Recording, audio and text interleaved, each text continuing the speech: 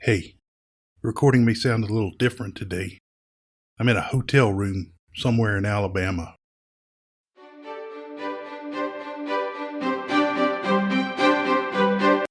Welcome to today's show. My name is John.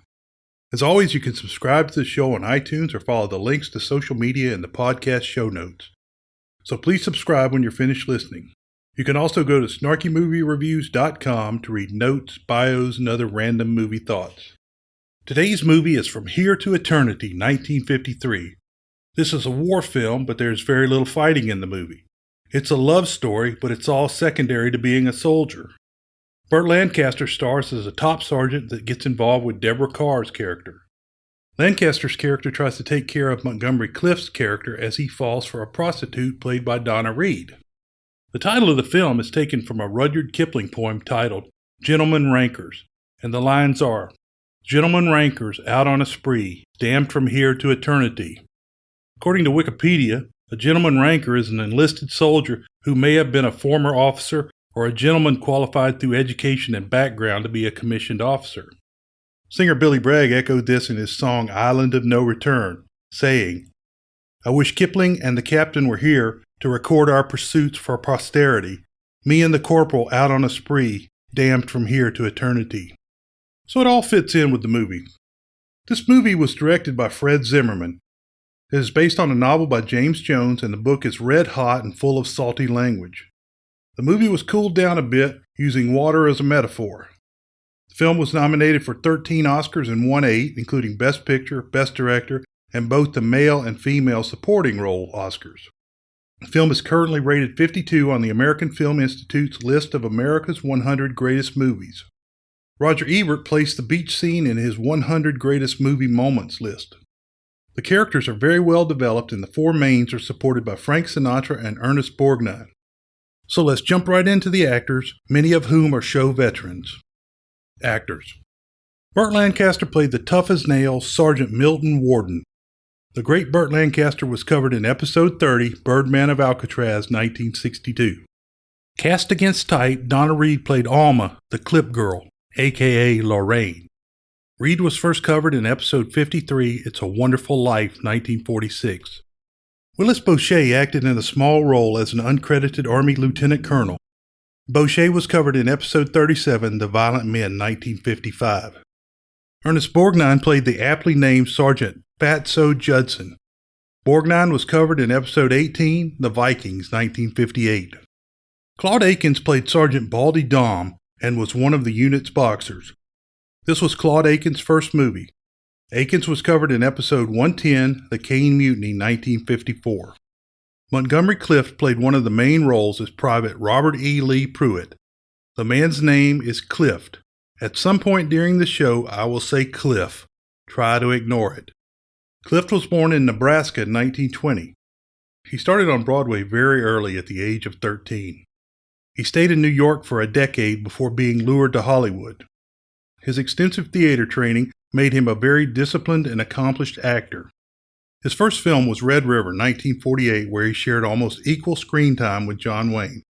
This movie was followed by a number of great roles, such as The Search, 1948, A Place in the Sun, 1951, From Here to Eternity, 1953, where he nailed the role of the lonely, complex soldier, and Judgment at Nuremberg, 1961, where Clift was so great playing a victim of the Nazis that you felt great sorrow for him.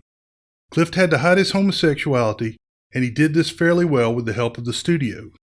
By 1950, Clift was plagued with colitis and pill addiction. In 1956, Clift and Elizabeth Taylor were filming Raintree County, 1957, and the drunken Clift crashed his car into a tree. He had to have facial reconstruction. Even after he recovered, he continued to take drugs. Finally, he moved to New York and settled down somewhat. Clift was set to star with Elizabeth Taylor in Reflections in a Golden Eye in 1967, but died suddenly in 1966 at the age of 45. The cause was coronary disease. Famous acting teacher Robert Lewis said, from the crash in 1956 until his death in 1966 was, quote, the longest suicide in history, unquote. Deborah Kerr played Karen Holmes, the wife of Captain Holmes. Kerr took the role to break her prim and proper reputation. Kerr was born in Scotland in 1921. By the time Kerr was a teenager, her aunt got her some work on the stage. This led to roles in English films such as Major Barbara 1941, Love on the Dole 1941, and Black Narcissus 1947. In 1947, Kerr moved to America and went to work for MGM. Initially, she was cast as a prudish Englishwoman in films like The Hucksters 1947, Edward My Son 1949, and Q Vitus 1951. To get away from these roles, she took the role of an adulteress in From Here to Eternity 1953. Kerr was great in The King and I 1956 with Yul Brynner. However, I thought she was fantastic as a nun trapped on an enemy island with a Marine played by Robert Mitchum in Heaven Knows Mrs. Allison 1957. Other great performances include An Affair to Remember 1957 with Cary Grant, Separate Tables 1958, The Sundowners 1960, another of my favorites where she and Robert Mitchum played Australian itinerant workers as she dreamed of a home, The Innocents 1961, and Night of the Iguana 1964. In 1968, she walked away from film, being disgusted with the changing morals. She did some television and returned for 2 films in the late 1980s. Kerr holds the record for the most Oscar nominations without a win, 6. In 1994, she was given the honorary Oscar for her body of work. Kerr passed away in 2007 at the age of 86. Frank Sinatra played the ethnic role of Angelo Maggio, a.k.a. Maggio the Wop. Sinatra's career was at an all-time low and he was hired at a discount. Sinatra was born in Hoboken, New Jersey in 1915. He grew up on the tough streets of the Jersey town, but he had a voice. He began singing and worked his way up, working for Harry James and then Tommy Dorsey. With the help of his agent and his first wife, Sinatra crafted his image into that of a tough street guy and began a solo singing career in 1942. Sinatra started making small appearances in movies and then moved to the big time with Anchors Away 1945, co-starring dancer/actor Gene Kelly. Sinatra was in a couple more musicals with Kelly, On the Town 1949 and Take Me Out to the Ball Game 1949. In the early 1950s, vocal cord hemorrhages, a public affair with Ava Gardner, and a divorce hurt his career. However, Sinatra came back with a vengeance, playing Maggio from Here to Eternity 1953, a role that won him a Best Supporting Actor Oscar. Sinatra played a heroin-addicted car dealer in The Man with the Golden Arm 1955. He won the Best Actor Oscar for this role. Sinatra continued to make movies through the late 1950s and early 1960s, with films such as Guys and Dolls 1955, The Joker is Wild 1957, Some Came Running 1958, Ocean's 11 1960, and Robin and the Seven Hoods 1964. Sinatra roared back in The Manchurian Candidate 1962, which many believe is his best film.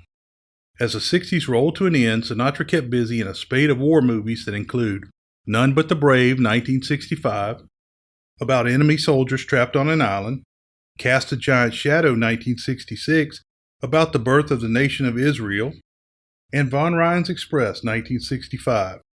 He made a few more detective films, but Dirty Dingus McGee 1970 put his acting on a decade-long hiatus. Sinatra played a detective in The First Deadly Sin 1980, had a cameo appearance in Cannonball Run 2 1984, and his last acting was on television's Magnum P.I. 1980. Sinatra died at the age of 82 in 1998. I always imagined that Frank Sinatra was the Johnny Fontaine character from The Godfather 1972, and the role that the Don got for him with the horse's head was From Here to Eternity 1953. Of course, I have no evidence for this. I just always thought. A quick internet search tells me that many people had the same idea. Story. In Hawaii 1941, Private Robert E. Lee Pruitt, Montgomery Clift, transfers to a rifle company from a cushy job in the Bugle Corps at Fort Shafter. He has to give up his corporal stripes to transfer because prior to World War II, enlisted ranks stayed with the units. His new company is at Schofield Barracks in Oahu. As Pruitt approaches the orderly room, he sees his old buddy, Private Angelo Maggio, Frank Sinatra, outside. Maggio can't understand why his friend would leave the easy job. First Sergeant Milton Warden, Burt Lancaster, starts processing him in when the company commander, Captain Dana Dynamite Holmes, Phil Over, arrives and takes over Pruitt's reporting. The captain demands to know why he left the Bugle Corps. Under duress, Pruitt tells the captain and First Sergeant Warden he was removed as first bugler because his old first sergeant had a friend that was not as good placed in that position. Neither man can really believe he is that stubborn. The captain finally gets around to asking Pruitt to join his boxing team, saying with a good middleweight they could win the division championships on December 15th. He said all of the boxers in the company are non-commissioned officers. Pruitt flatly refuses and refers to a sparring accident where he hurt his friend. Holmes leaves for the day, and Warden finishes the processing. About this time, Captain Holmes' wife, Karen, Deborah Kerr, shows up. The supply sergeant says she has been known to fool around. Warden and Karen verbally spar before she leaves. Back at the house, the captain comes in, and it soon becomes clear that the marriage is broken and she does not inquire into his actions as per her agreement.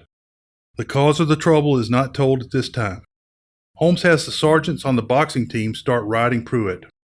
Two of the sergeants, Claude Akins, John Dennis, put the press on Pruitt while he is playing pool and he makes a triple ball shot. Pruitt says he can handle anything these guys can throw at him. That night, Corporal Buckley, Jack Warden, tells him that the top sergeant will be fair to him and that he served in the Boxer Revolution in China. Pruitt has to run punishment for allegedly being out of step and other small infractions. When Maggio stands up for his friend, he has to run punishment as well. The captain tells Warden that he will be staying out all night. Warden uses this opportunity to get out more as advised by the commander and to go see his wife, Karen Holmes. He makes an excuse to get inside, and then she decides she wants him to stay. She talks about not having a child. They kiss and it shows the rain, so you figure out the rest. Finally, payday comes and the men get a chance to go into town. Maggio gives his friend a nice Hawaiian shirt to wear. After they get a snootful, they head to a private club that Maggio is a member of. He vouches for Pruitt and he is allowed to join as well. Pruitt only has eyes for Lorraine, Donna Reed, who has her hair dyed black for this role. As Warden gets ready to go out to secretly meet Karen, Sergeant Stark, George Reeves, says he has been with her himself and something is wrong with her. Warden and Karen meet away from the base. At first, she is very passive-aggressive and tries to run Warden off. At one point, Warden says, "You're acting like Lady Nancy Astor's horse." That means something like you are overdressed or feel very self-important. He calms her down and they both say they have bathing suits on under their clothes. Sergeant Fatso Judson, Ernest Borgnine, is banging on the piano like a sign language ape that's been hit in the head with a rock. Pruitt starts talking to Lorraine, but has to leave when Maggio and Fatso get into a fight over the piano playing. Fatso runs the stockade and is a bad person to have as an enemy. When Pruitt gets back to Lorraine, another man has moved in. The two men do some verbal sparring before Lorraine and the new guy leave for another room. Lorraine comes back later and Pruitt tells her he's not like the rest. She takes him to the VIP room. Back at the beach, Warden and Karen go swimming, and then they have that iconic scene of the wave crashing over them as they kiss on the beach. I think it took about 8 hours to get this scene made. After that lovely scene, Warden starts giving her grief about other men she's had affairs with. Karen digs in and tells the story of her husband's cheating and how he failed to bring a doctor when she was giving birth and the baby died. Also, she can't have any children. In the book, he gave her a social disease, not like social media. Warden feels bad and they kiss again. Maggio comes up to the VIP room to collect his buddy and share his whiskey. Maggio leaves and says the treatment starts again tomorrow. Pruitt tells Lorraine the story of sparring with his friend Dixie Wells, accidentally putting him into a coma that resulted in him losing his eyesight. Training begins again in the morning, and Corporal Buckley tells Pruitt that the boxing sergeants are going to start riding him full force. They make him crawl through water and mud and dig and refill pits. One day near the boxing ring, Pruitt is cleaning the floor, and the captain tells Sergeant Galovich to kick the spit bucket over. He demands Pruitt clean the mess. However, Pruitt refuses. The captain orders Pruitt to take a hike with a full pack up to the top of the mountains and back before returning to see him. When Pruitt returns, he refuses to apologize and they make him do it again. The captain tells Warden to prepare court-martial papers. Warden seems to go along, but tricks the captain into giving him double punishment instead. Pruitt is on extra duty for a month and he handles everything. Warden goes in and tries to talk him into boxing because it's the, quote, smart play. Pruitt says, "I ain't smart." Warden admires the toughness in the man, even though he tries to break him.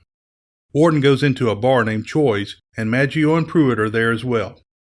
Pruitt picks up a bugle and shows how good he really is. Maggio has a picture of his family. Fatso comes in and looks at the picture of Maggio's sister and says something tasteless to Pruitt about her.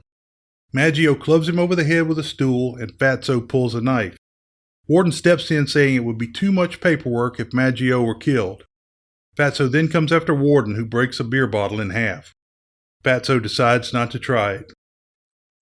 Boy, you dirty wop. If you all want to fight, take it outside. I'm gonna cut this wop's heart out. Anybody steps in here, I give it to him first.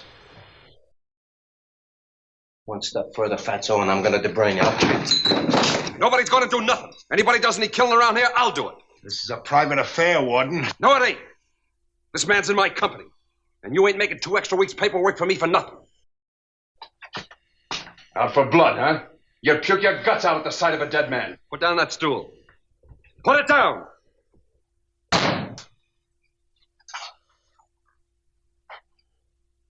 Drop that knife.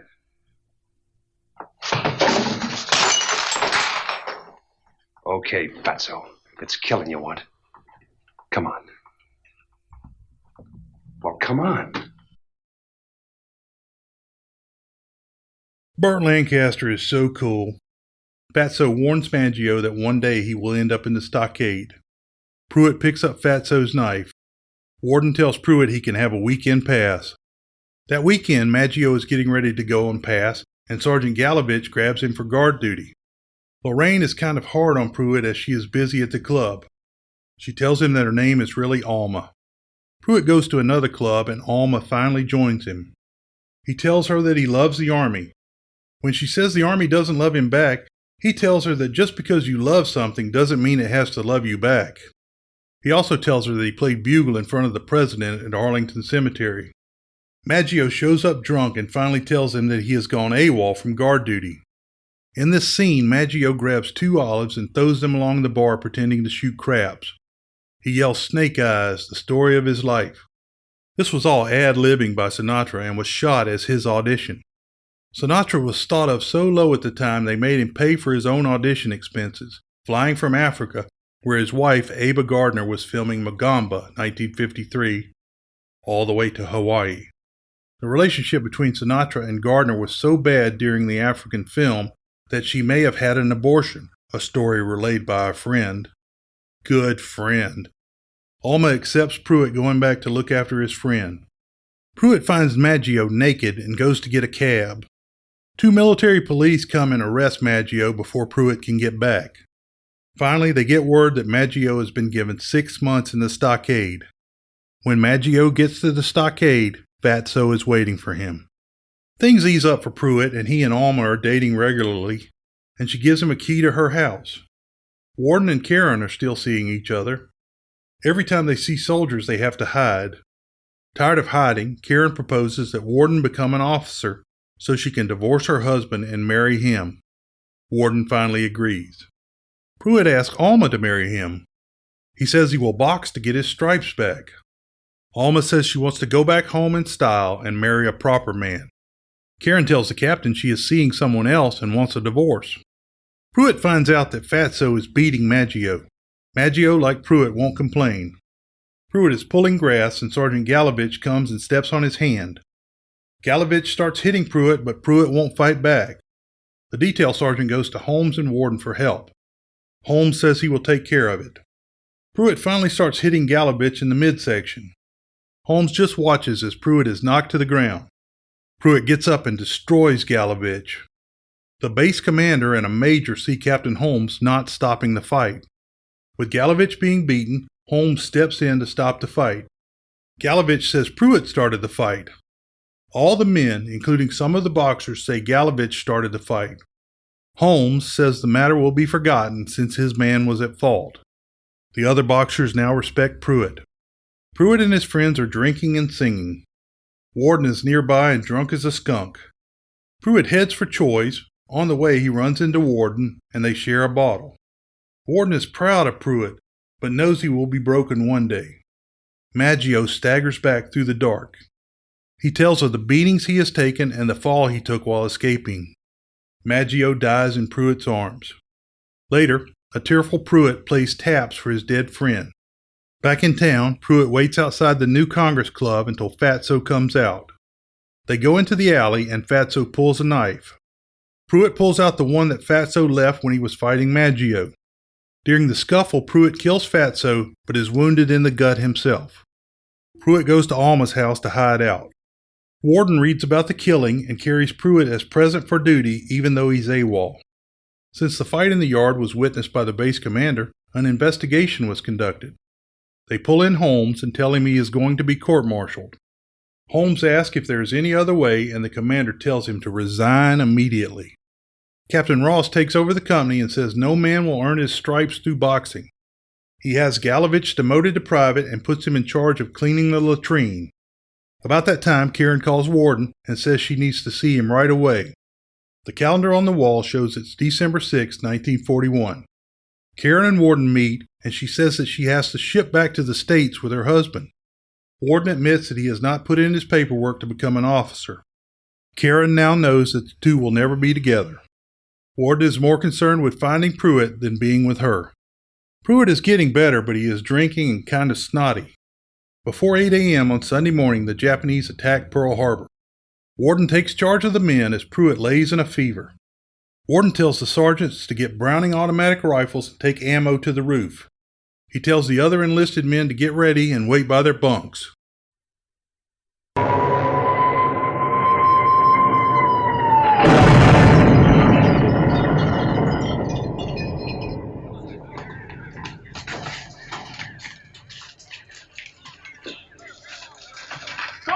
Warden, you'll get killed. Put your pants on, you'll catch cold.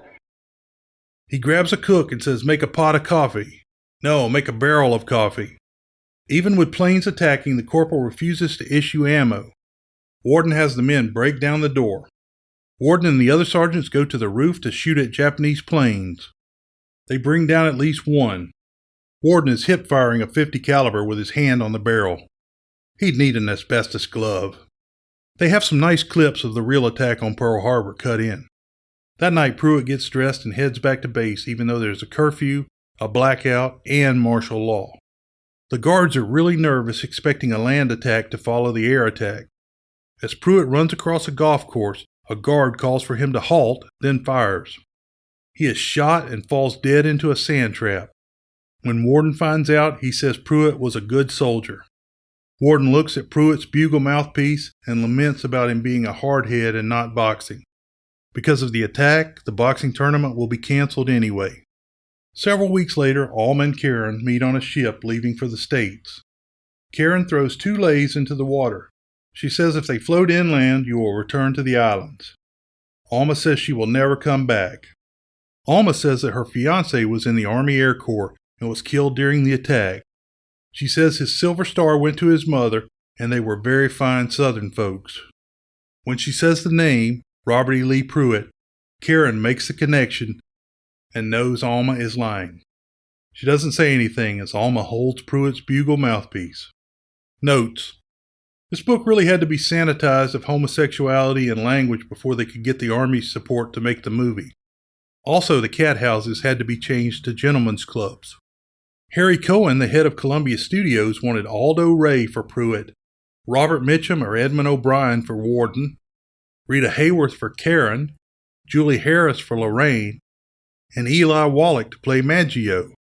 That would have been awesome! Burt Lancaster and Montgomery Clift were both nominated for Best Actor Oscars, but how could you decide? So, William Holden won for his great performance in Stalag 17, 1953. His wife said it was a prize for not winning for Sunset Boulevard 1950 when he deserved it. Ouch. World famous short summary: soldiers and hookers and jailers, oh my. Or 2 drunken soldiers try to find happiness with prostitutes and broken women. I hope you enjoyed today's show. You can find the links to social media and to the show notes over on my website. Remember, this show is completely free and independent. All I ask is that you jump over to iTunes and give me a review.